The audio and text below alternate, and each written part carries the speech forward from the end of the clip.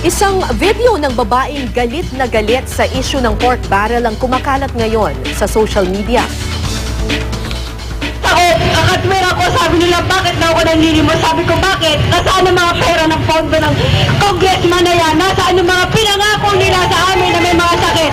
Una-una, pag kailangan namin ng... Siya po mga kapuso si Catherine De Leon, isang stage 4 cancer patient sa Philippine General Hospital. Isa siya sa mga nagprotesta habang ginaganap ang PDAF oral argument sa Supreme Court nitong Martes. Kinaing ni De Leon ang mga may sakit na gaya niya ay nagdurusa dahil sa pagbulsa umano ng mga politiko sa kaban ng bayan. Dapat daw inilalaan ang pork barrel para mabigyan ng mga tulad niya ng libreng serbisyong medikal. Namamalimos si De Leon sa bangketa isang beses sa isang linggo para matustusan ang gastusin sa pagpapakimotherapy niya. Kung naging mabuti lang daw ang pagpapatakbo ng mga nanunungkulan sa bansa, hindi na raw kailangang mamalimos ng mga tulad niyang may sakit para lang madugtungan ang kanilang buhay.